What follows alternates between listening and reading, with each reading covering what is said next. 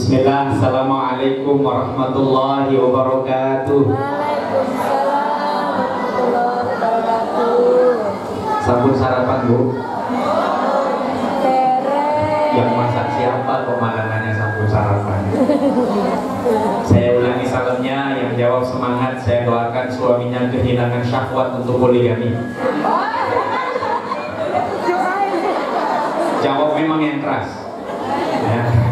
Buat yang di sebelah ini gemetaran. Bapak-bapak itu kalau kumpul-kumpul cakupan materi utamanya poligami. Saya ulangi, doanya musafir itu makbul. Saya ini musafir.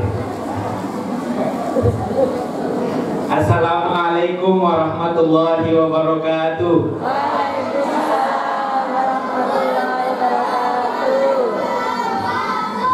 Ternyata Aisyah takut di poligami. Ya. Alhamdulillah, wassalatu wassalamu ala rasulillah, la hawla wa la quwata illa billah, amma ba'du. Yang terhormat Bapak Kiai Haji Abdul Syukur katanya, insyaallah Kaur Kesra Kelurahan Magresari. Semoga kelurahan kita ini adalah kelurahan yang diturunkan oleh Allah Subhanahu wa taala keberkahan, jadi baldatun thayyibah wa rabbun ghafur. Seluruh aparatur diberikan kesehatan yang prima oleh Allah Subhanahu wa taala. Tadi beliau bilang maunya pakai baju warna hijau, tapi takut dibilangin orang Muhammadiyah. Saya sebenarnya mau pakai baju hijau juga, tapi saya takut sama bajunya sama bapak-bapak, karena pasti bapak-bapak pakai baju hijau. Saya pengen bajunya seperti kerudungnya Ibu Aisyah. Oke. Kalau kuningnya Ibu Aisyah di kepala, kalau kuningnya Aisyah di hati saya, karena saya pakai baju. Ini baju satu-satunya saya yang kuning. Sudah lama saya nggak pakai. Begitu tahu diundang Aisyah, saya minta sama istri seketika kan. PCM Sidoarjo, mohon izin. Ada ketua, ada sekretaris, pimpinan ranting, pengurus dan anggota Aisyah Sidoarjo. Ini kalau saya lihat wajahnya masih Aisyah kok belum ya? Jangan-jangan sudah Khadijah.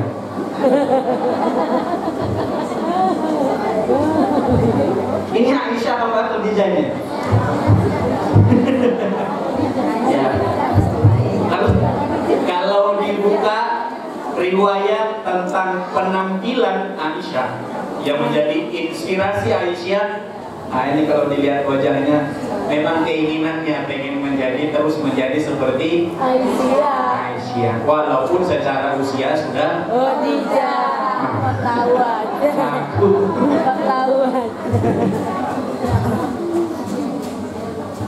Alhamdulillah, mudah-mudahan setiap langkah kita menuju tempat ini, setiap langkahnya menjadi pelipat ganda pahala kita di sisi Allah Subhanahu wa taala. Setiap langkahnya menjadi penghapus dosa, pengangkat derajat kita di sisi Allah Subhanahu wa taala. Dan sebagaimana kita hadir dengan niat baik yang sama, mudah-mudahan nanti di akhirat nanti kita dikumpulkan di tempat segala niat kebaikan berkumpul, yaitu surganya Allah Subhanahu wa taala. Amin ya rabbal alamin. Saya pemain pengganti. Saya ngomong duluan di awal. Saya ini pemain pengganti, menggantikan guru saya dan guru kita semuanya, Pak Kiai Haji Najib Ihsan. Saya juga murid beliau dalam bidang akidah. Yang namanya pemain pengganti,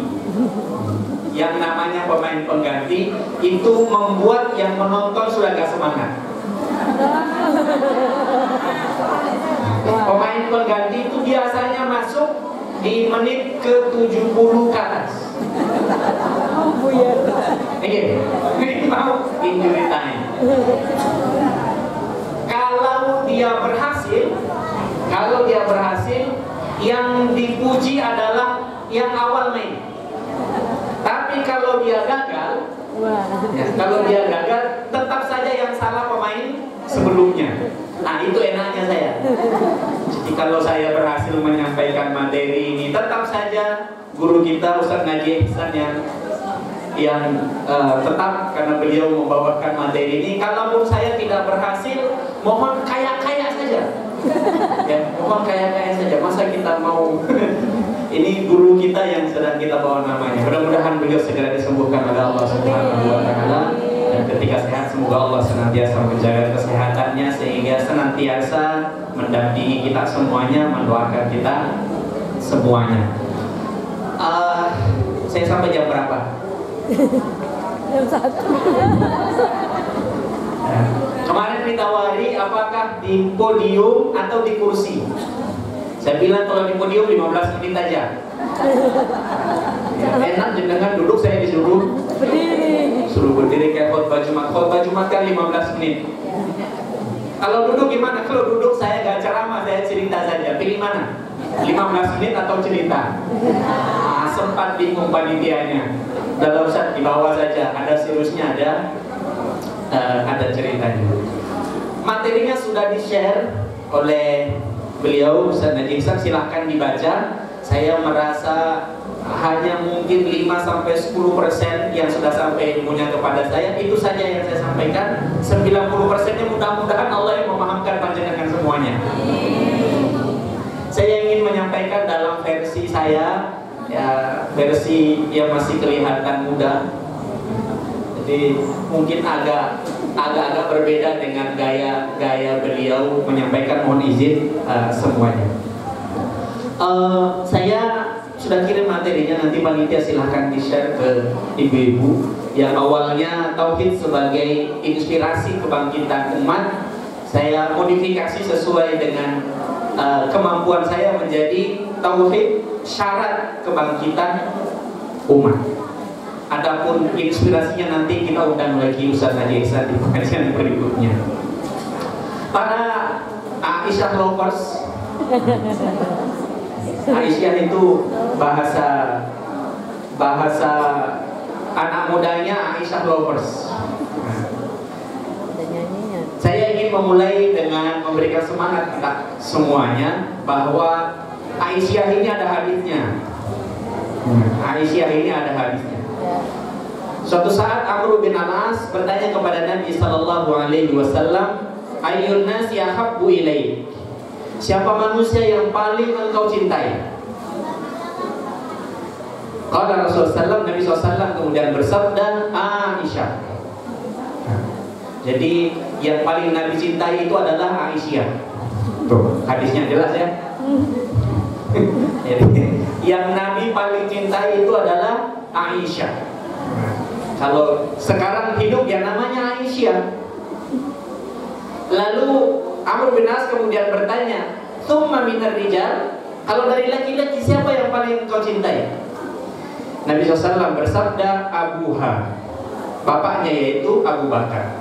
Nah, Abu Bakar itu dulu, sekarang bapaknya Aisyah adalah Muhammadiyah. Nah, jadi ini hadis.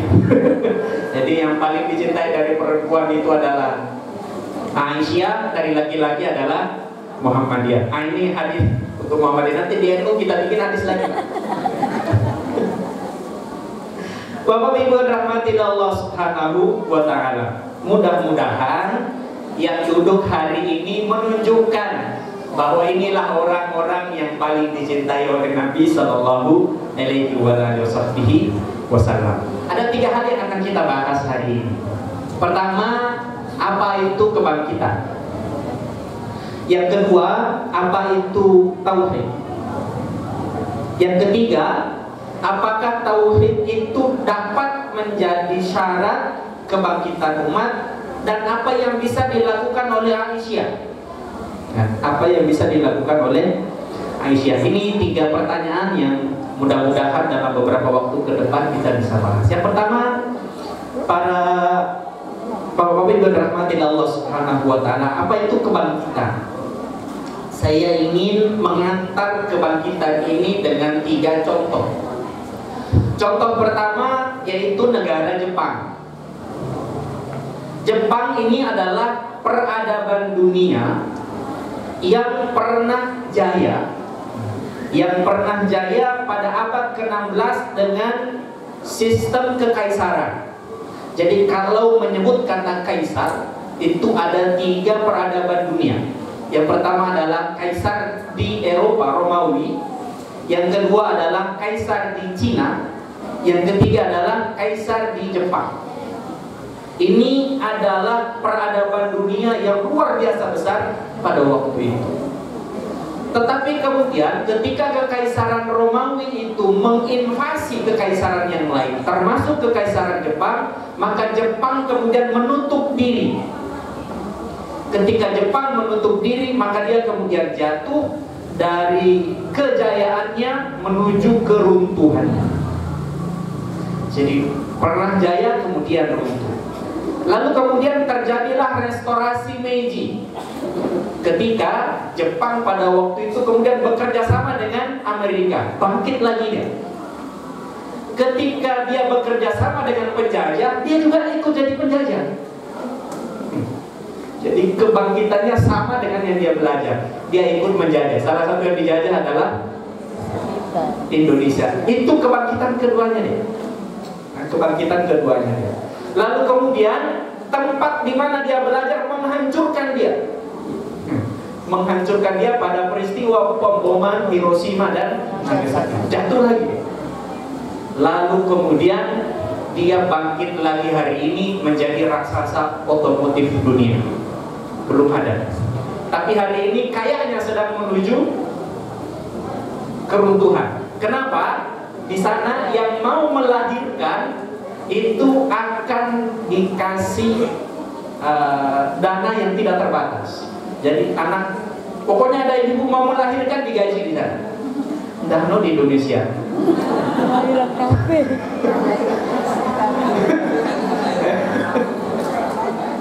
Kenapa? Karena di sana para wanita malas melahirkan. Nah, malas. Karena begitu melahirkan itu sudah jelas bebannya. Nah, kita di Indonesia ini kayaknya melahirkan itu bukan beban, sehingga yang projol-projol lah, nggak apa-apa. Ini Jepang jaya pada masa kekaisaran, jatuh karena dia menutup diri, bangkit kembali ketika dia belajar kepada Romawi. Sayangnya dia menjadi penjajah, lalu kemudian dia bangkit, dia jatuh, dan dia bangkit lagi dengan teknologinya. Ini Jepang. Yang kedua adalah Jerman. Nah, yang kedua adalah Jerman. Jerman itu juga pernah jaya pada masa kekaisaran karena dia berada di Eropa, Romawi. Tetapi kemudian dia hancur ketika masuk agama Kristen kepada mereka. Memang di Eropa agama dan kekaisaran itu nggak bisa menyatu. Ketika agama yang berkuasa, maka kekaisaran pasti jatuh. Kalau kekaisaran mau bangkit, maka mereka harus berpisah dengan agama. Karenanya mereka memiliki istilah yang disebut dengan sekularisme. Ketika kekaisaran harus berjaya dengan cara berpisah dengan agama. Dia jatuh ketika agama datang, dan dia bangkit kembali ketika meninggalkan agama dalam masa Aufklärung atau masa pencerahan, masa kebangkitan. Agama diserahkan ke gereja, pernikahan dan kematian. Nah, ini tugasnya kau keserahkan. Nah, jadi kelahiran, pernikahan, kematian. Nah, ini tugasnya Modi. Saya bilang tadi, panjenengan luar biasa mengurusi dunia dan akhirat. Mengurusi dunia dan akhirat. Bapak Ibu yang dirahmati Allah Subhanahu wa taala, dia bangkit ketika dia meninggalkan agama. Tetapi dia kemudian runtuh ketika Napoleon Bonaparte, Kaisar Prancis, datang menghancurkan mereka. Tetapi kemudian mereka bangkit lagi kembali dengan teknologi. Kembali dengan teknologi. Jerman hari ini tertolong tidak seperti Jepang. Jepang hampir jatuh sekarang. Jerman tertolong karena Jerman itu banyak imigran Turki. Bapak-bapak kalau nonton bola Jerman itu banyak pemain Islam, itu pemain keturunan Turki. Nah, selama agamanya masih Islam, maka dia berpedoman kepada anak itu sudah membawa rezekinya masing-masing. Makin banyak anak, makin banyak rezeki. Nah, itu doktrin kita semuanya. Jerman pernah bangkit pada masa kekaisaran, runtuh ketika agama Kristen datang, bangkit ketika dia meninggalkan agama, lalu ketika penjajahan dia turun, dan ketika dia mengambil teknologi, dia kemudian bangkit kembali. Satu di Asia, satu di Eropa. Mari kita lihat Islam. Karena kalau kita berbicara tentang kebangkitan, berarti pernah jaya, pernah jatuh, bangkit kembali, dan jatuh kembali.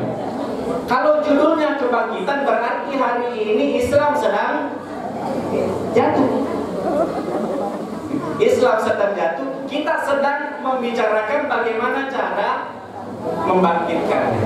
Nah, apakah Islam hari ini sedang jatuh? Mari kita lihat peradabannya. Mari kita lihat peradabannya. Yang pertama, Islam pernah jaya pada masa Nabi Shallallahu Alaihi Wasallam, dan kejayaannya tidak akan pernah bisa tercapai oleh siapapun yang datang setelahnya. Itu adalah kejayaan yang paling tinggi. Ini kejayaan yang sangat luar biasa, bisa merasa kaya di saat tidak ada uang, bisa menyerahkan keseluruhan hartanya ketika hartanya sedikit. Nah, itu sulit, mau sampai kapan pun nggak bisa ini. Itu hanya ada pada masa Nabi Sallallahu Alaihi Wasallam. Lalu kemudian kejayaan ini jatuh ketika kekuasaan, ketika Mahkamah Konstitusi memutuskan gitu ya, bahwa kekuasaan bisa dijatuhkan kepada anaknya. Jadi pada masa Utsmani, pada masa Ali, pada masa Muawiyah, dinasti Umayyah turun Islam. Kenapa? Tadi yang kekuasaan dipilih oleh ahlul halli wal aqdi, para orang-orang yang memiliki kapasitas. Ini kemudian menurun, kalau bapaknya pejabat, anaknya ikut menjadi pejabat. Ini teori dalam Islam. Kalau sampai ini terjadi, maka akan terjadi keruntuhan. Dari bangkit kemudian jatuh. Bangkit kembali ketika masa Abbasi, bangkitnya dengan ilmu dan teknologi. Memang ketika ilmu dan teknologi diambil, maka kebangkitan akan terjadi. Ini sudah rumus dari 3 peradaban tadi. Saya berharap Aisyah dan Muhammadiyah juga bisa seperti itu. Kebangkitannya salah satu yang bisa diambil adalah kebangkitan ilmu dan pengetahuan dan teknologi. Lalu apa sih jatuh? Jatuh kembali ketika kemudian kerajaan-kerajaan kecil yang menyokong Abbasi itu pecah. Jadi perpecahan itu memang simbol keruntuhan. Perpecahan simbol keruntuhan. Maka ketika ketua PCF tadi mengajak kepada persatuan, kalau ada acara begini ajak ortom-ortomnya dan lain sebagainya, kalau datang dengan anaknya diundang ya, tapi jadikan panitia yang bagus, pulang bawa berkah. Tadi saya tambahin, kalau mau belajar bagaimana caranya pulang bawa berkat, belajar sama Pak Yai. Beliau sangat ahli bagaimana pulang bawa berkat. Bahwa dirahmati Allah Subhanahu wa Ta'ala, setelah Abbasi, masa kerajaan-kerajaan kecil runtuh Islam. Lalu kemudian bangkit kembali pada masa Utsmani, Turki Utsmani. Ketika Turki Utsmani itu kemudian menghilangkan fungsi ulama, lalu kemudian mengangkat keluarga-keluarganya, jatuh kembali. Dan sampai hari ini belum bangkit kembali. Pertanyaannya, ya, pastikah Jepang akan jatuh? Insya Allah, sebentar lagi Jepang akan jatuh. Hari ini terjadi demo besar-besaran di sana. Hari ini Jepang sedang melakukan desain yang sedemikian rupa untuk bangkit kembali, tetapi sepertinya takdir akan membuat dia jatuh untuk kemudian bangkit kembali. Tetapi apakah kemudian dia akan bangkit kembali di saat kiamat besok akan terjadi? Tidak ada kepastian. Jerman juga demikian. Jerman juga demikian. Ketika dia bersikukuh dengan undang-undang anti-imigran, mau mengusir keturunan Turki, maka Jerman bisa hancur. Maka tidak ada jaminan dia tidak akan jatuh, dan tidak ada jaminan dia akan bangkit kembali. Nah, kita ini sebagai seorang muslim perlu bangga dan harus sangat bangga, karena Nabi SAW, Allah Subhanahu wa Ta'ala sudah memastikan bahwa Islam ini pasti akan jaya, akan bangkit kembali, dan kejayaannya, kebangkitannya tidak ada keruntuhan kembali. Kenapa tidak ada runtuh dan tidak ada turunnya lagi? Karena kiamat sudah. Jadi Islam ini akan diakhiri dengan kejayaan. Islam ini akan diakhiri dengan kebangkitan, dan itu adalah kepastian sudah ada di dalam Al-Quran. Di mana dalam Al-Quran ini sudah disampaikan di dalam materi oleh guru kita Ustaz Najih Ihsan dalam Quran surah An-Nur. Surah An-Nur ini surah yang familiar di Muhammadiyah. Surah An-Nur ini surah yang familiar di Muhammadiyah. Karenanya banyak masjidnya Muhammadiyah namanya An-Nur. Banyak masjidnya Muhammadiyah namanya An-Nur. Pokoknya sudah An-Nur Muhammadiyah. Kenapa? Karena memang di antara surah-surah yang menjadi favorit di Muhammadiyah adalah surah An-Nur. Dalam Quran surah An-Nur ayat 55, Allah Subhanahu wa Ta'ala berfirman, wa'adallahu alladhina amanu minkum wa 'amilus shalihat la yastakhlifannahum fil ardi kama istakhlafa alladhina min qablihim wa la yumakkinanna lahum dinahum alladhi irtada lahum wa la yubaddilannahum min ba'di khawfihim amna ya'budunani la yushrikuni bi syai'a wa man kafara ba'da dzalika fa ulaika humul fasiqun. Ini adalah ayat yang menjadi isyarat dari Allah Subhanahu wa Ta'ala, dan Allah telah berjanji, Allah tidak mungkin menyalahi janjinya, kepada orang-orang beriman di antara kalian dan mengerjakan amal-amal soleh, bahwa dia sungguh-sungguh akan menjadikan mereka berkuasa di muka bumi sebagaimana dia telah menjadikan orang-orang sebelum mereka berkuasa, dan sungguh dia meneguhkan mereka bagi agama yang telah diridhoinya.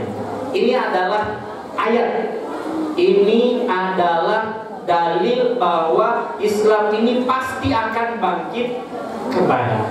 Maka materi ini hanya akan memberikan motivasi kepada kita semuanya. Ini bangkit suatu hal yang pasti. Namun adakah nama kita tertulis di sana sebagai yang berkontribusi di dalam kebangkitan? Karena pada setiap kebangkitan ada yang gandoli. Kalau ada orang berdiri pasti ada yang menarik. Nah, jangan sampai kita ini bukan yang berdiri, tetapi justru kita yang narik. Jangan bangkit.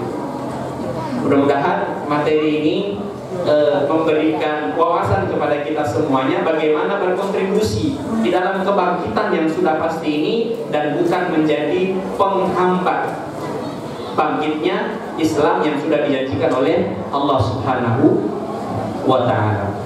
Sekarang dengan apa umat ini bisa bangkit? Nabi SAW bersabda,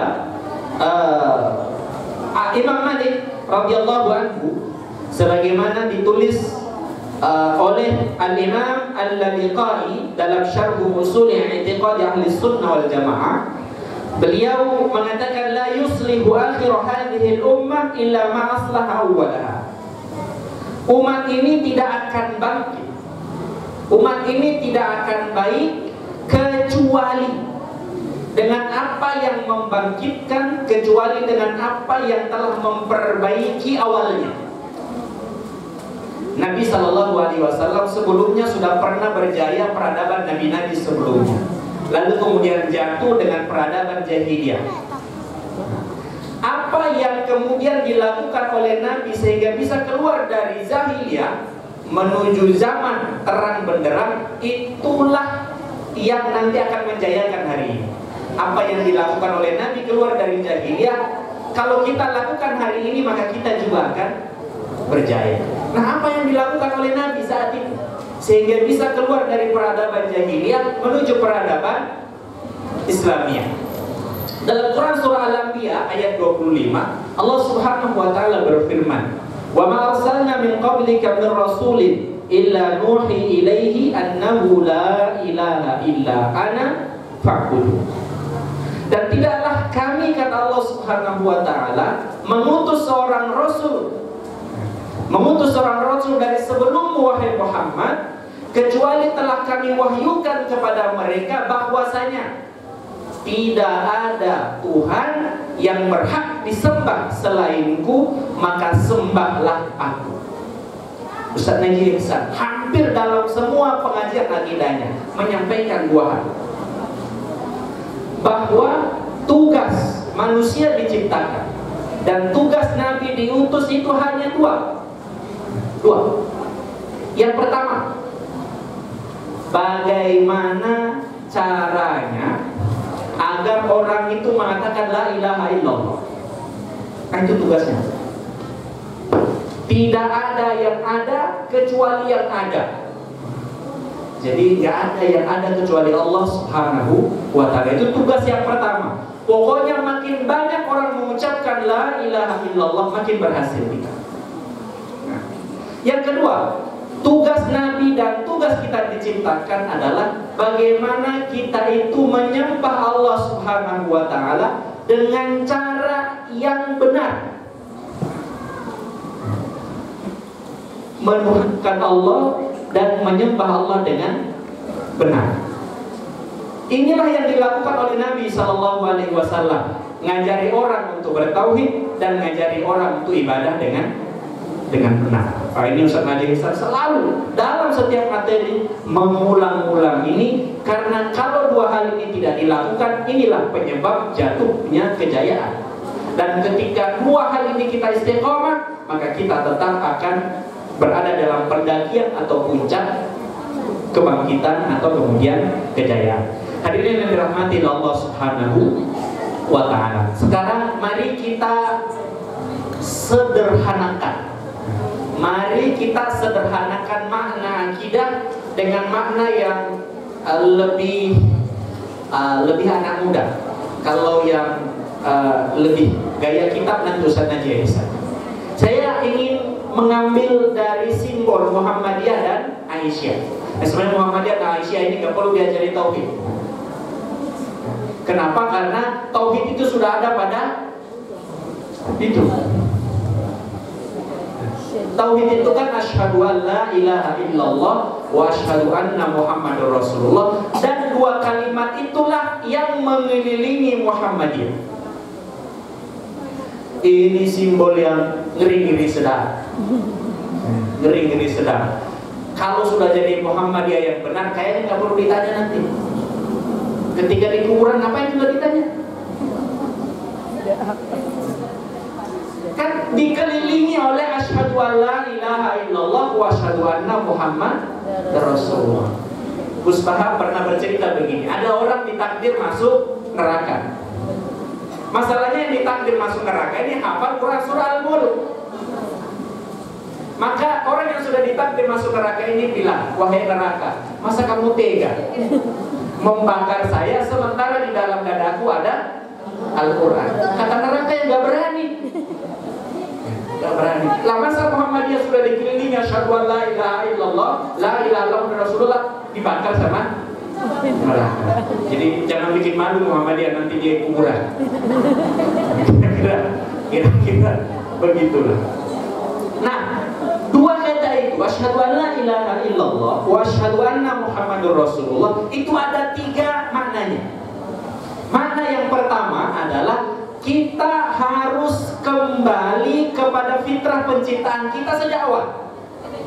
Jadi tugas tauhid itu adalah mengembalikan kita kepada awal ketika kita ditanya oleh Allah, alastu birabbikum. Itu tugas kita dalam tauhid ini. Pokoknya sampai mulut manusia itu mengatakan bala syahidna, itu tugas. Mau bagaimana itu ditanya sama Allah, alastu birabbikum. Itu kembali dulu, tugas tauhid. Maka Muhammadiyah selalu identik dengan tarik kembali kepada Al-Quran dan As-Sunnah. Selalu kembali, dan kembalinya dalam makna tauhid, revivalisme, pencerahan, kemajuan, pembersihan, apapun. Saya waktu kecil itu sangat identik dengan gaya ini. Saya sering cerita di Ar-Rahman, di pinggir, karena rumah saya di pinggir pantai. Di pantai itu ada namanya batu ayam, karena batunya mirip ayam.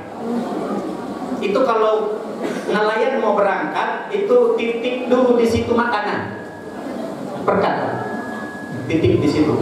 Dan niatnya apa? Agar perjalanannya lancar sampai. Nah, sebenarnya kalau kayak NU bagus, dia kasih orang. Ini dia kasih batu ayam. Kalau kasih ayam sedekah, dikasih batunya. Kasih batu di situ. Nah, kami diajari oleh paman-paman kami, tunggu nelayannya pergi, lalu ambil. Nah, lucunya ketika nelayannya balik, dia langsung kemudian mengatakan, alhamdulillah, persembahan kami diterima. Nah, itu sangat identik dengan ini. Ini yang disebut dengan kembali. La ilaha illallah. Kembali dulu kepada asalnya. Yang kedua adalah siapkan. Kalau sudah kembali, persiapkan. Nah, dengan cara Pak Muhammadiyah dan Aisyah mempersiapkan, kenapa dibangun panti asuhan? Kenapa dibangun sekolah di mana-mana? Ini untuk mempersiapkan. Karena orang yang sudah kembali, pasti Allah akan uji. Ahasiban nasu ayyutraku ayyaqulu amanna wa hum la yuftanun. Apakah kalian mengira Allah akan membiarkan kalian mengatakan saya kembali ya Allah, lalu Allah tidak uji? Allah pasti akan uji kita. Dan tidak ada orang yang lulus ujian tanpa memiliki ilmu. Karenanya kemudian amal-amal usaha pendidikan yang ada sekarang itu adalah tauhid level 2. Nah, tauhid level 2 itu untuk apa? Untuk kemudian mempersiapkan orang. Kalau sudah siap, nanti akan masuk yang disebut dengan bercahaya. Tuh kenapa itu ada cahaya. Nanti cahaya beda dengan sinar ya. Jadi cahaya itu Muhammadiyah, Aisyah itu sinar. Nanti kita bahas di akhir. Baik, inilah 3 makna daripada tauhid. Yang pertama, kembali ke awal, bersihkan semuanya. Istilah tahayul bid'ah khurafat itu adalah istilah kembali. Jangan sampai ada hal-hal yang mengotori tauhid ini. Lalu kemudian yang kedua, bentengi dengan ilmu, siapkan. Bentengi dengan ilmu, siapkan. Maka jika dia sudah bersih, dibentengi, maka dia akan bercahaya. Inilah filosofi daripada simbol ini. Nah, filosofi daripada simbol Muhammadiyah. Dan Aisyah juga seperti itu, tinggal ganti Muhammadiyahnya jadi Aisyah. Jadi Aisyah tidak boleh ditanya di kuburan. Kenapa? Dikelilingi oleh asyhadu an la ilaha illallah wa Nah, sinar ini apa? Ya, sinar ini apa? Inilah rumah sakit, amal-amal usaha yang memberikan cahaya bukan hanya kepada anggota Aisyah, bukan hanya kepada Muhammadiyah, bahkan kemudian kontribusi Muhammadiyah, Nahdlatul Ulama, cahaya-cahayanya itu sangat luar biasa, lebih banyak daripada kontribusi 7 presiden yang sudah. Nah, inilah 3 makna tauhid. Ya, 3 makna tauhid yang bukan hanya makna buku, makna kita, tetapi makna yang sudah hadir di dalam kehidupan kita. Nah, sekarang saya ingin masuk ke dalam Aisyah. Kalau Bapak diam aja. Ini khusus materinya untuk Aisyah. Aisyah, Bapak-bapak sudah sampai di tadi saja 3 makna tauhid di dalam logo Muhammadiyah dan Aisyah. Nah, ada 5 hal yang ibu-ibu perlu lakukan sebagai nilai-nilai tauhid yang kalau ini dilakukan maka inilah syarat kebangkitan umat. Yang pertama, ibu-ibu itu harus setara dengan laki-laki dalam hal ilmu. Ini yang pertama. Karena kembali kita kepada tauhid dan masa persiapan itu adalah dengan ilmu. Dan alhamdulillah sepertinya ini sudah terjadi. Dari 10 majelis taklim, 8-nya pasti ibu-ibu. Pasti ibu-ibu. Cuman 2 bapak-bapak. Tetapi walaupun bapak-bapak 2, itu pahamnya lebih banyak. Kenapa ibu pahamnya kurang banyak? Karena di di pengajiannya tuh ada arisan, ada majelis rasa-rasa, jadi ilmunya masuk 100, nanti ini tinggal 10. Nah, bapak-bapak itu enggak. Sehingga seimbang, walaupun 2:8 seimbang. Ya, alhamdulillah sudah mulai. Yang kedua, tahu ini bukannya kita ini, saya 80% jamaah saya ngaji ibu-ibu semuanya. Dan betapa harus sabar kami mengaji karena materi yang diulang kemarin disampaikan kemarin ulangi lagi. Kalau bapak-bapak diulangi materinya dia protes, Ustaz sudah disampaikan kemarin. Ibu-ibu enggak, diulang terus. Yang kedua, pegang fungsi seorang ibu sebagai madrasatul ula. Madrasatul ula karena makna persiapan itu adalah madrasah. Yang berikutnya, yang ketiga, jadilah tetap lembut, pelembut. Karena bapak-bapak itu seperti amplas, nomor yang paling kasar nomor berapa? Nomor 4. Itu bapak-bapak itu kasar banget. Maka dalam rangka ini ibu-ibu mesti harus kuat dalam fungsi ketauhidan, yaitu pelembut. Ini masa persiapan. Ini masa persiapan. Yang berikutnya adalah ibu-ibu. Walaupun dengan segala kekurangannya mesti menjadi penyeimbang. Pelembut, penyeimbang, dan yang terakhir adalah bersinar. Saya tidak mengatakan bercahaya. Saya mengatakan bersinar.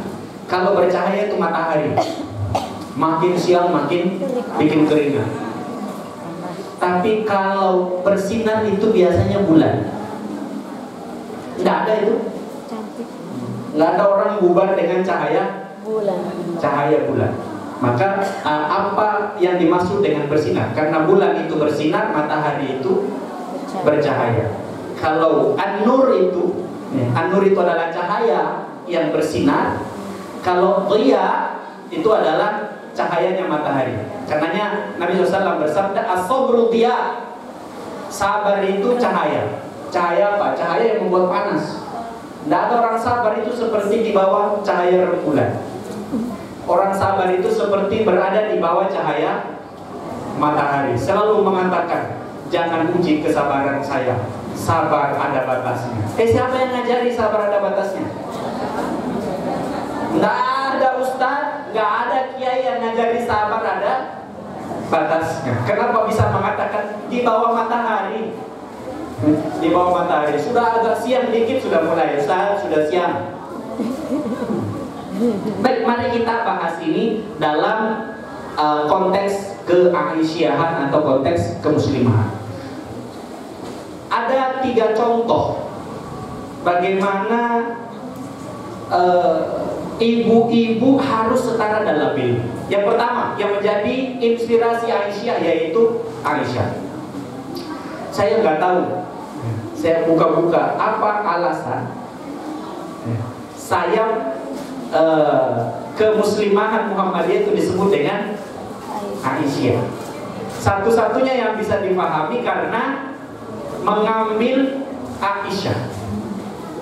Dan Aisyah ini saya nanya, dia mengusulkan namanya ini siapa? Laki-laki kah atau perempuan? Karena kalau perempuan pasti nggak ngusulin Aisyah. Pasti ngusulinnya Khadijah. Pasti muslimnya Khadijah. Kan ada ibu-ibu itu yang mau dipoligami. Boleh saya dipoligami asalkan istri yang kedua adalah Khadijah. Jangan Aisyah. Waduh, Aisyah itu satu. Ya. Tidaklah disebut Aisyah kecuali berbicara kecerdasan. Maka tidak ada Aisyah yang tidak memiliki visi mencerdaskan. Gitu ya. Mundur dari Aisyah kalau memiliki visi untuk membodohkan. Karena Aisyah tidak disebutkan kecuali hanya tentang ilmu dan kecerdasan. Yang kedua, Aisyah tidak disebutkan kecuali atas kepedulian sosial yang sangat tinggi sekali. Ya, nanti kita ceritakan yang kedua ini. Maka saya lihat lebih banyak amalnya Aisyah daripada Muhammadiyah. Jadi sepatu itu lebih banyak dia. Ya memang itu Aisyah. Jadi banyaknya sedekah Rasul dan sedekahnya Aisyah lebih banyak sedekahnya Aisyah. Nanti kita lihat. Yang ketiga, tidaklah Aisyah kemudian disebutkan. Yang pertama adalah ilmu, yang kedua adalah kepedulian sosial. Yang ketiga, Aisyah tidak disebutkan kecuali kemudian dia berbicara tentang cinta, berbicara tentang keromantisan. Ini 3 hal. Maka kalau ada ibu-ibu Aisyah yang kehilangan keromantisannya, buka lagi kitab-kitab tentang Aisyah. Baik, mari kita lihat bagaimana Aisyah dalam hal ilmu. 2210 hadis diriwayatkan oleh Aisyah. Bu, sudah hafal berapa hadis? Ngaku Aisyah nggak hafal hadis. Ganti aja dari Khadijah. Karena nggak ada hadis yang diriwayatkan oleh Khadijah. Kalau Aisyah banyak hadis yang diriwayatkan. Nah, hadis ini dalam ilmu disebut dengan hikmah. Disebut dengan hikmah. Maka setaralah dengan laki-laki dalam hal ilmu, paling tidak belajar tentang ilmu hikmah. Belajar tentang ilmu hikmah. Ini yang pertama. Yang kedua, para pelanjut tabi'in itu guru idolanya adalah Aisyah. Sayang Aisyah ini karena masih muda, itu mudah marah. Nah, anak-anak muda itu kalau belajar sama Aisyah lagi marah, dia pindah ke istri Nabi yang lain. Namanya Ummu Salamah. Nah, Ummu Salamah ini gak bisa marah karena didoain Nabi. Ya kan? Waktu Ummu Salamah dilamar oleh Nabi, Ummu Salamah tidak sanggup memiliki suami seperti Nabi. Lalu dia mengatakan, ya Rasulullah, saya ini pencemburu. Pencemburu itu kan artinya marah kan? Pokoknya kalau sudah marah-marah ibu-ibu itu pasti salah satunya karena cemburu. Lalu Nabi SAW kemudian mengatakan, saya akan doakan kamu agar tidak cemburu lagi. Didoain sama Nabi, akhirnya dia menjadi seorang istri yang sangat-sangat penyabar. Karena kalau anak-anak muda itu, Anas bin Malik, Ibnu Abbas, itu dimarahi sama Aisyah, mereka lari kepada istri Nabi yang lain. Tapi luar biasa Aisyah dalam hal ilmu, karena menjadi rujukan para pelanjut, sehingga anak-anak IMM, IRM, apalagi Pak, anak-anak itu harus tempat lari pertamanya adalah Aisyah dalam hal ilmu. Kenapa? Aisyah itu tempat larinya. Ketika golongan-golongan tua ini kalau ngajar ngaji bikin ngantuk, itu larinya kepada Aisyah.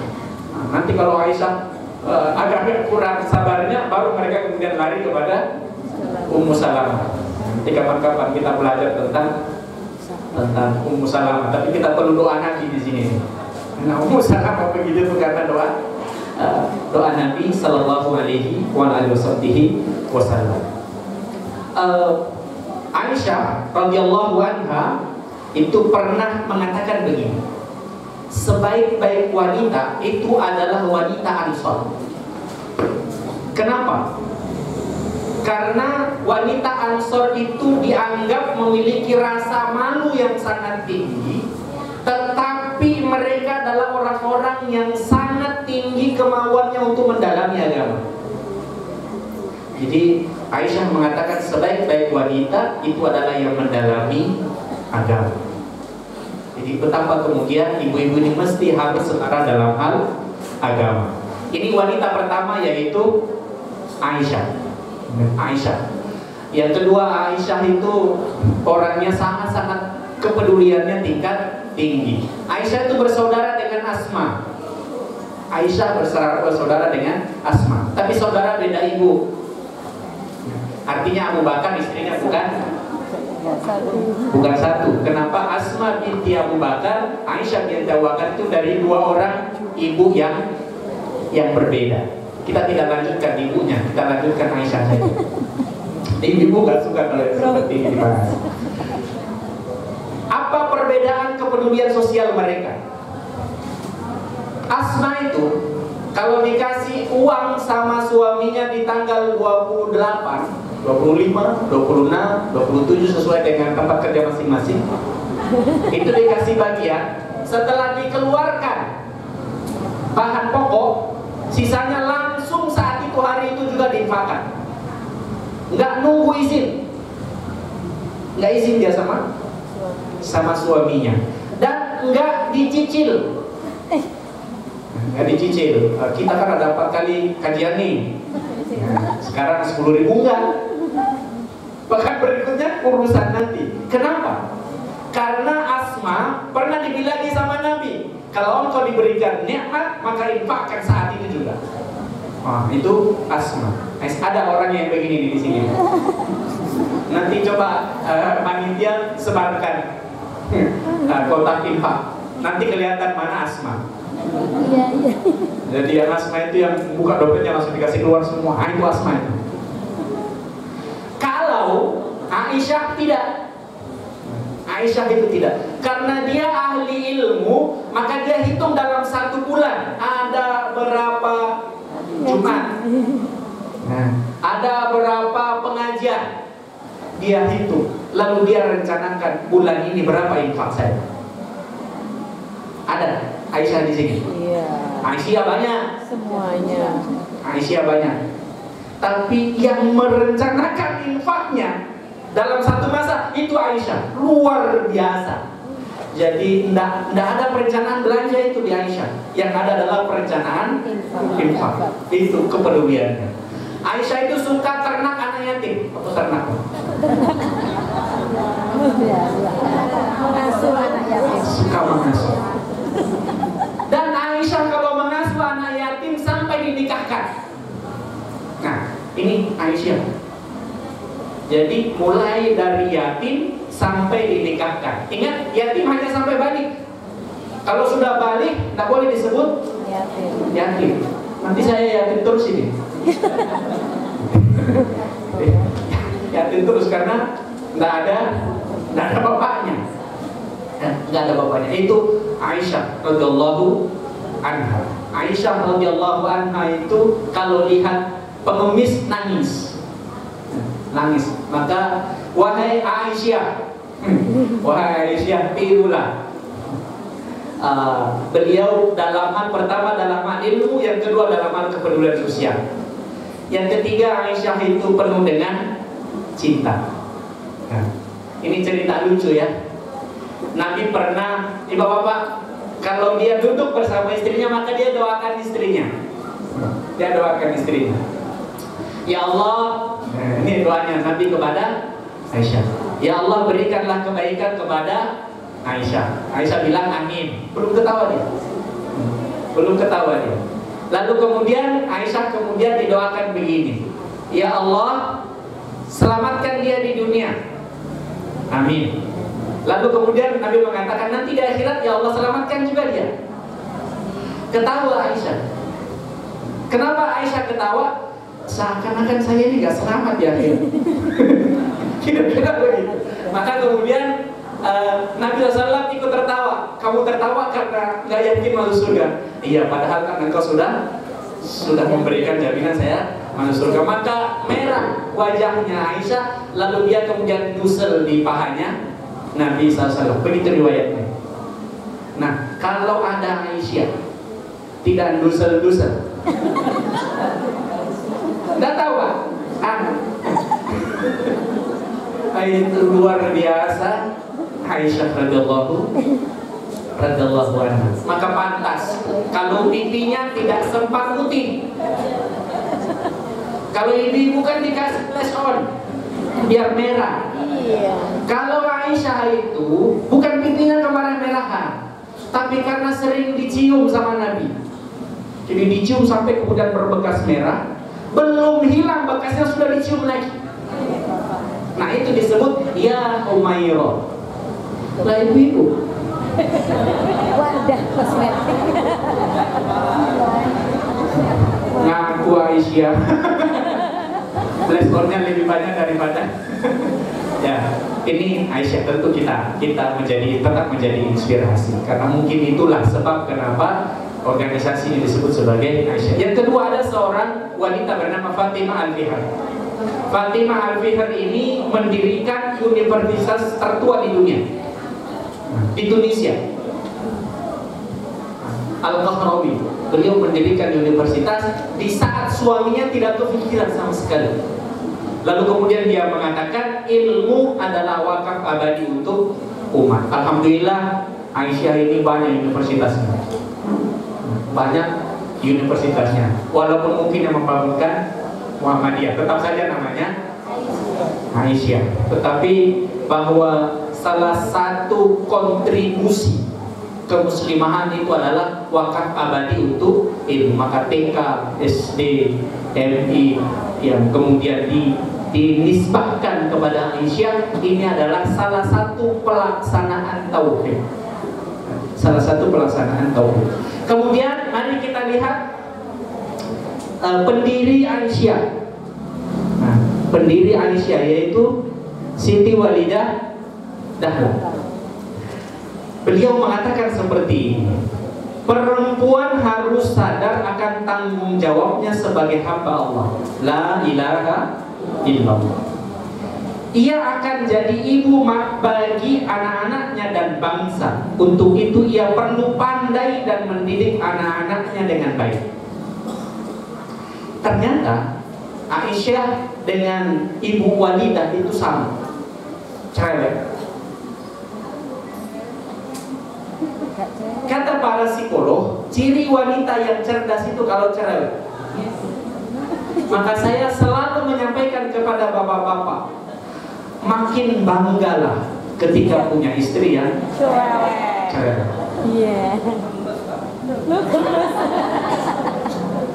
Kita angkat-angkat dulu lah Pak.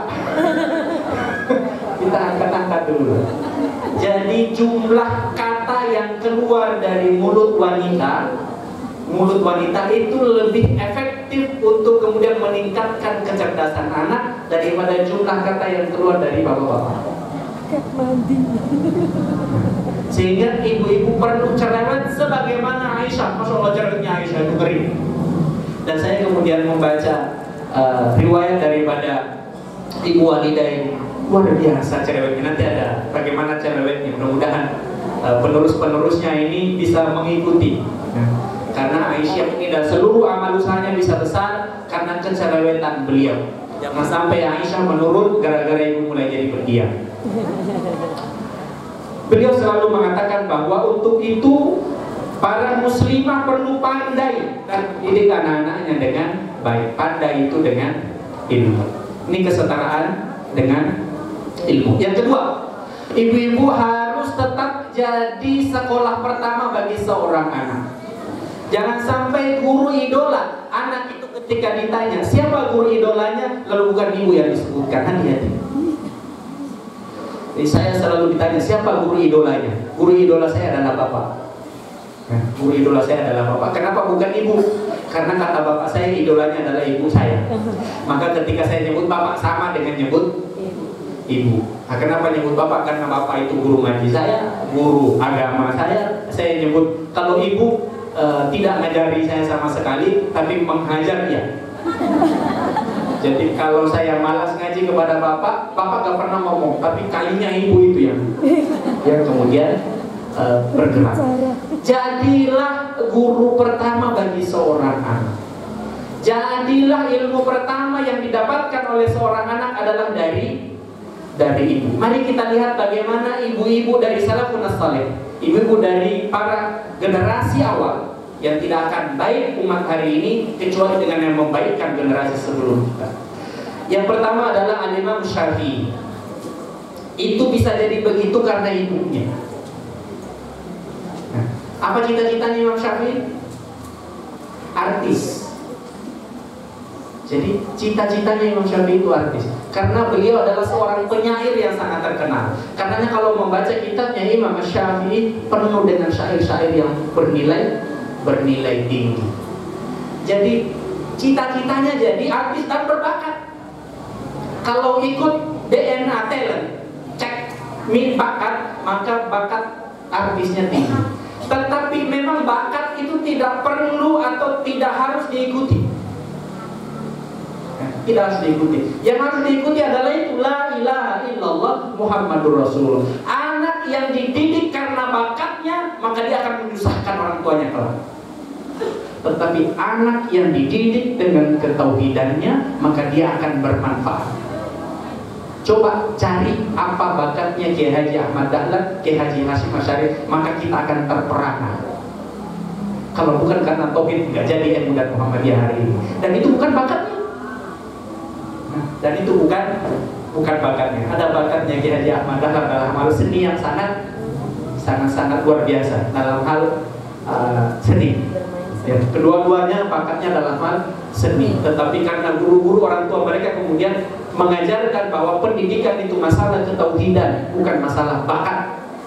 Ya, bukan masalah bakat. Imam Syafi'i bakatnya adalah artis, tetapi kemudian orang tuanya tidak mengikuti itu. Apa Imam Syafi'i mengatakan? Aku adalah anak yatim yang diasuh oleh ibuku, dan ibuku tidak memiliki harta untuk membayar guru. Namun guru mengizinkanku belajar dengan catatan aku membantunya dalam beberapa hal. Suatu saat Imam Syafi'i pulang lapor sama ibunya, Bu, guru saya bilang begini, Syafi'i, ilmu orang Makkah sudah habis. Kerennya Imam Syafi'i, ilmunya ulama-ulama Makkah dihabisi semuanya sama dia, sehingga tidak ada guru yang mau menerima dia. Kenapa? Ilmunya Imam Syafi'i lebih banyak daripada dia. Karena Imam Syafi'i belajar pada semua guru. Kata gurunya, sudah tidak ada ilmu di Mekah, kalau kamu mau belajar keluar dari Mekah. Imam Syafi'i pulang nangis, bukan gembira. Kalau kita, anak-anak kita pulang dari sekolah, pelajaran sudah selesai, gembiranya luar biasa. Imam Syafi'i gak pulang nangis. Terus saya gimana, nasib saya gimana ibu? Kata ibu, tenang, masih ada guru di tempat lain. Maka dipersiapkanlah Imam Malik untuk pergi ke Madinah, Imam Syafi'i untuk belajar ke Madinah pada gurunya yang ada di Madinah, Imam Malik. Dititipkan pada kafilah dagang, lalu kemudian dibekali 400 dirham yang dijahit di baju. Jadi bajunya itu dijahit dan di situ ada uang disembunyikan. Lalu sebelum berangkat pesannya apa? Kata ibunya, Syafi'i, berjanjilah engkau, kamu tidak akan pernah berbohong, engkau selalu jujur. Pesannya itu. Lalu Imam Syafi'i kemudian mengatakan, demi Allah dan demi ibu, saya akan selalu berlaku jujur dan menghindari kebohongan. Di tengah jalan, kafilah dagang ini dirampok. Semua ditanya mana hartanya. Lalu Imam Syafi'i dilewati karena anak kecil. Lalu orang yang melewati itu dipanggil, loh kenapa saya dilewati? Gak ditanya. Lalu yang memeriksa itu kemudian mengatakan, emang kamu punya sesuatu? Saya punya 400 dirham. Bohong lu, anak kecil. Enggak, udah, kamu situ aja duduk diam. Selesai melapor kepada pimpinan perampok. Pimpinan perampoknya kemudian mengatakan, apa sudah semua? Sudah, kecuali ada satu anak yang ngaku-ngaku bawa uang. Maka kata dia, panggil dia kemari. Dibawa Imam Syafi'i, ditanya sama pimpinan perampok. Tanya pimpinan perampok, apakah benar engkau punya 400 dirham? Benar? Nggak percaya? Nggak dibuka. Wajib ini 400 dirham. Maka pemimpin perampok itu kemudian mengatakan, nah, kenapa engkau mau jujur? Mau jujur sementara engkau sudah selamat. Kata Imam Syafi'i, saya sebelum berangkat sudah berjanji bersumpah setia kepada ibu saya dengan mengatasnamakan Allah Subhanahu wa Ta'ala. Perhatikan bagaimana tauhid ditanamkan. Bagaimana tauhid ditanamkan. Saya sudah berjanji di hadapan ibu saya dengan mengatasnamakan Allah Subhanahu wa Ta'ala. Nangis perampok itu, lalu kemudian mengatakan, anak ini berjanji di hadapan ibunya sudah jujur seperti ini. Saya berjanji di hadapan Allah hari ini masih bohong. Maka kemudian mengatakan, mulai hari ini saya tobat, saya akan mengawal kafilah dagang ini ke Madinah. Begitu sampai di Madinah, Imam Syafi'i langsung pergi ke rumahnya Imam Malik, ketok pintu, tok tok tok, assalamualaikum. Imam Malik dari dalam rumah mengatakan, siapa di luar? Saya Muhammad bin Idris Asy-Syafi'i. Ngapain datang? Pengen belajar. Pengen belajar. Kata Imam Malik, pulang aja. Nggak ada ilmu di sini. Nggak ada ilmu di sini.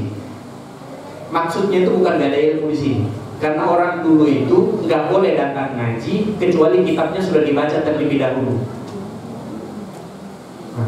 Materi yang saya bagikan mudah-mudahan sudah dibaca. Jadi ulama-ulama dulu itu sebelum datang kitabnya sudah dibaca, sehingga ada cerita lucu. Kiai Haji Abdul Rahman Wahid ketika ngaji, karena dia sudah baca kitabnya, dia baca kitabnya, dan guru juga akan membaca, Kiai akan membaca kitab itu, maka dia taruh kitabnya, dia pergi tidur. Dia pergi tidur, lalu ketika ditanya ngapain tidur? Kan Kiai cuma ngajarin kitab, biarin dia ngajarin kitab ini, nanti saya belajar pada kitab ini. Nah itu goyonan bagaimana ulama dulu tuh baca dulu. Baca dulu. Maka Imam Syafi'i kemudian mengatakan, Al-Muwatta karyanya Imam Malik sudah ada di kepala saya. Jadi sebelum dia berangkat ke Madinah, ternyata dia sudah menghafal ribuan hadis yang berada di dalam kitab Al-Muwatta. Kata Imam Malik, baiklah masuk dia, masuk duduk di pojokan. Tetapi Imam Malik kalau ngaji itu suara jarum jatuh kedengaran. Bukan berarti muridnya tidur semuanya. Saking khusyuknya mereka memperhatikan, sampai nafas saja ditahan, diatur sedemikian rupa. Saya yakin kalau ada jarum jatuh, nah kedengaran di sini. Padahal Imam Malik itu ribuan. Kalau ngisi itu jarum jatuh kedengaran. Lah Imam Malik itu melihat Imam Syafi'i belajar tidak seperti adabnya murid yang lain. Maka Imam Malik kemudian mengatakan, Syafi'i keluar kamu. Kata Imam Syafi'i, kenapa saya harus keluar? Kamu tidak beradab. Loh, kenapa beradab?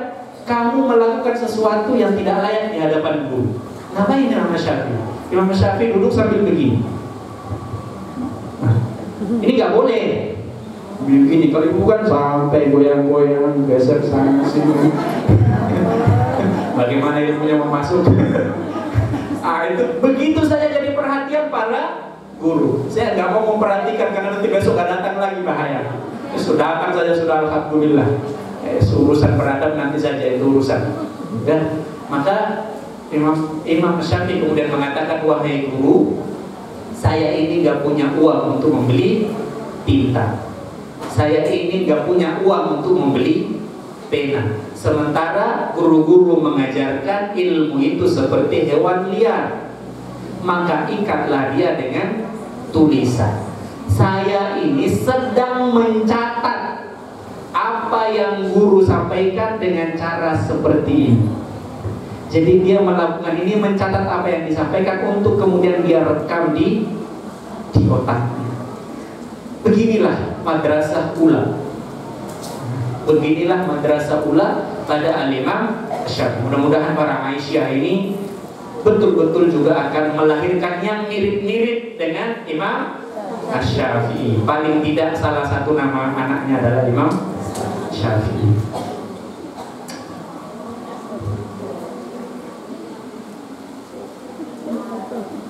Imam Ahmad. Nah, Imam Ahmad jadi hebat seperti itu. Imam Ahmad menceritakan bahwa saya itu kalau tidur malam itu dibangunkan oleh ibu dengan kata-kata yang tegas dengan seperti itu. Imam Malik mengatakan, saya kalau tidur malam dibangunkan oleh ibu dengan suara tegas. Suaranya apa? Bangunlah wahai anakku, sesungguhnya ilmu tidak akan diperoleh dengan tidur. Bu, gimana bangunin anaknya? Pergi sekolah? Lembut? Iya. Iya. Gimana mau jadi Imam Ahmad? Imam Ahmad jadi seperti itu karena madrasah ulanya, guru pertamanya kalau bangunkannya tegas. Bangun, ilmu tidak akan masuk dengan tidur. Wah, Insya Allah. Ini saking menjiwainya tidurnya, anak-anak di depan gurunya juga sambil tidur. Ini Imam Ahmad, Insya Allah. Yang kedua, fungsi ketauhidan setelah ilmu bagi seorang Aisyah adalah menjadi pelembut. Laki-laki ini sifat dasarnya kasar. Jadi kalau ngomong itu nggak ada lembut-lembutnya. Kalau ada lembut-lembutnya justru temannya itu kok agak melambai, agak tegas dan lain sebagainya. Nah, masalahnya kalau anak hanya dididik dengan ketegasan, maka dia akan menjadi makhluk kotak. Tahu kotak? Seandainya ban mobil itu kotak, maka tidak ada enak-enaknya. Tidak ada enaknya. Apa yang bisa membuat anak itu mundur? Ibunya, walaupun kadang ada bapak-bapak sekarang kayak ibu, kayak ibu lembut banget. Kenapa? Karena ibunya berlaku seperti bapak. Jadi bapaknya yang tegas, ibunya yang jadi bapaknya yang jadi kemudian lembut. Tetapi sifat dasar seorang ibu itu mestilah pelembut. Abu Tolha itu pernah melakukan perjalanan yang cukup jauh. Abu Tolha ini sangat sayang kepada anaknya. Ketika Abu Tolha ini sedang dalam perjalanan, anaknya di rumah sakit lalu kemudian meninggal. Nah, istrinya kemudian mengatakan kepada keluarganya, jangan ada yang memberitahu Abu Tolha, nanti biar saya yang ngasih tahu. Begitu Abu Tolha kemudian pulang, dan istrinya tahu bahwa Abu Tolha pulang, maka istrinya kemudian memasak masakan kesenangan suaminya. Lalu dia mandi kembang, lulur, mandi bersih, mandi wangi sekali. Lalu dia berpakaian dengan pakaian terbaik. Dia menjamu suaminya dengan makanan yang enak, pakaian terbaik, senyum terbaik, yang membuat suaminya nggak konsentrasi makan. Makannya yang enak dipercepat karena dia mau makan yang lebih enak lagi setelahnya. Setelah itu sang istri kemudian memberikan pelayanan yang sangat luar biasa kepada Abu Tolha. Lalu setelah selesai hajat antara suami istri Abu Tolha ini kemudian mengatakan, wahai Abu Tolha, bagaimana pendapatmu jika ada seseorang yang menitip sesuatu kepada kita, lalu seseorang itu datang kepada kita meminta titipan? Kata Abu Tolha, ya kembalikan. Tidak boleh gerundel, tidak boleh, harus dengan ikhlas kemudian dikembalikan. Kata istrinya, berbahagialah engkau wahai Abu Tolha, anakmu yang dititip oleh Allah kepada kita sudah diambil oleh pemiliknya kembali. Perhatikan kelembutannya. Ibu yang biasanya susah lembut di sini, tetapi tauhid akan masuk dengan gaya yang seperti ini. Marah-marah Abu Tolha, dia laporkan istrinya kepada Nabi SAW. Begitu dilaporkan, Nabi tertawa terbahak-bahak. tertawa terbahak-bahak, lalu kemudian mengatakan, ketika engkau berhubungan suami istri semalam, malaikat turun berebut-rebutan, dan ini belum pernah terjadi. Ingat, kalau kita berhubungan, malaikatnya kemana? Minggir lari ya. Jadi gak ada orang berhubungan dikerumuni malaikat kecuali mereka berdua ini. Jadi malaikat turun menyaksikan mereka berdua sedang berhubungan, mendoakan keberkahan. Dan sejarah mencatat setelah itu Abu Talha punya 12 anak, 12 yang menghafal Al-Quran, 12-nya adalah ahli ulama mereka semuanya, karena kelembutan seorang itu. Inilah yang disebut dengan syarat-syarat ketauhidan untuk menyambut kebangkitan yang sudah menjadi kepastian, menjadi janji dari Allah Subhanahu wa ta'ala. Jadilah penyeimbang di dalam rumah tangga. Bapak-bapak itu, laki-laki ini punya sikap mendominasi yang sangat luar biasa. Bapak-bapak itu kalau di kiwo, itu marah. Tetapi walaupun demikian, tetaplah menjadi penyeimbang. Karena timbangan itu menjadi seimbang bukan karena penyeimbangnya ada di tengah, tetapi ketika dia berada di bagian, walaupun di bagian ujung, tetapi kemudian dia memastikan jarum yang di ujung itu masih berada di tengah, seimbang. Jadi walaupun kecil pekerjaannya, tetapi tetaplah menjadi penyeimbang. Ada kisah menarik dari Ibu Walidah Dahlan ketika putrinya yang bernama Johanna,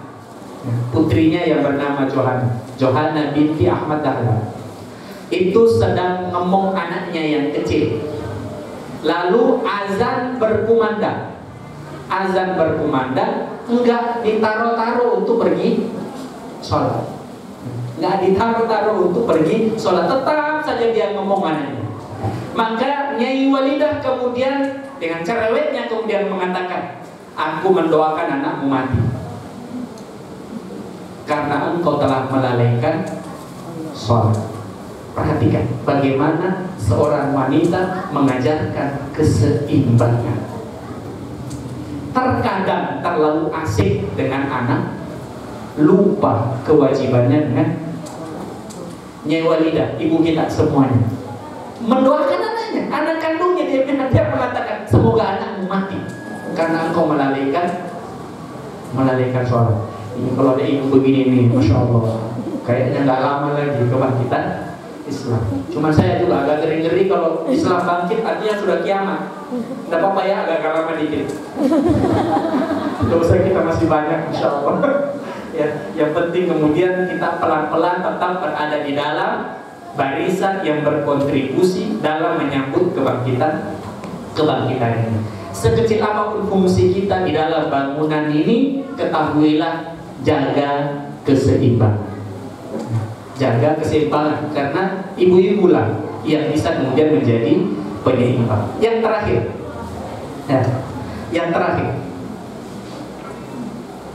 cahayanya seorang ibu bukan cahaya matahari, tapi cahayanya seorang ibu itu adalah cahaya rembulan. Anak akan menjadi lembut itu bukan karena bapaknya, tapi karena ibunya. Kebijaksanaan dia dapat dari bapaknya. Karenanya tidak ada anak itu bijaksana karena ibunya. Maka kalau qadarullah suami kita itu kemudian tidak ada, dan ada anak-anak yang harus kemudian belajar, bukan segera cari penggantinya ya,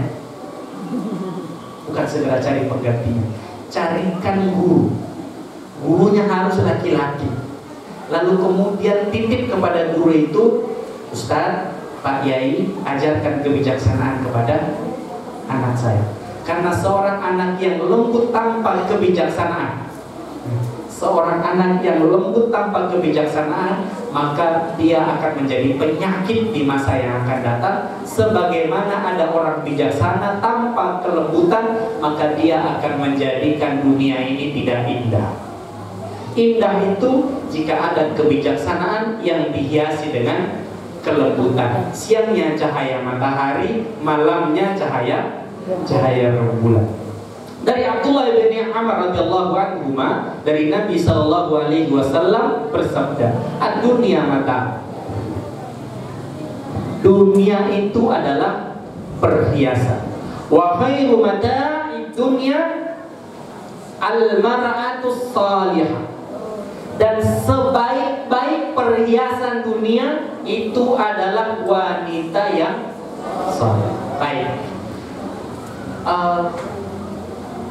Perhiasan itu bercahaya apa bersinar?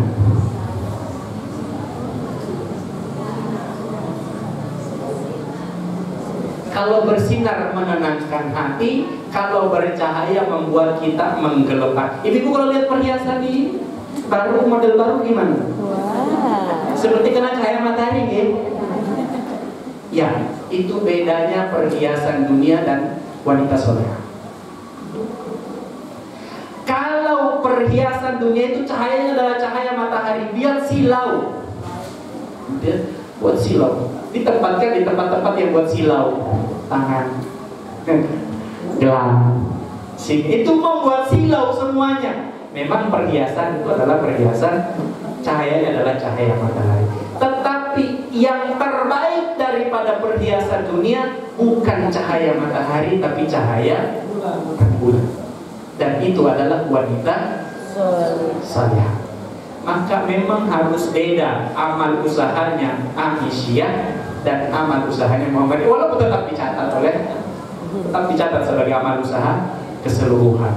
Maka sinar ini atau amal-amal soleh yang tadi Aisyah berkemajuan itu saya yakin adalah bersinar sebagaimana kemudian logo kita. Maka sebenarnya apa yang sudah kita lakukan hari ini, dan sebenarnya apa yang sudah kita lakukan hari ini, mulai dari mendidik anak-anak kita dengan ketauhidan sebagai bentuk kita kemudian kembali kepada ajaran Islam yang sesungguhnya, kepada Al-Quran dan As-Sunnah, itu adalah ketauhidan. Jangan sampai anak-anak kita itu percaya kepada takhayul, bid'ah dan khurafat. Sucikan mereka dengan ketauhidan.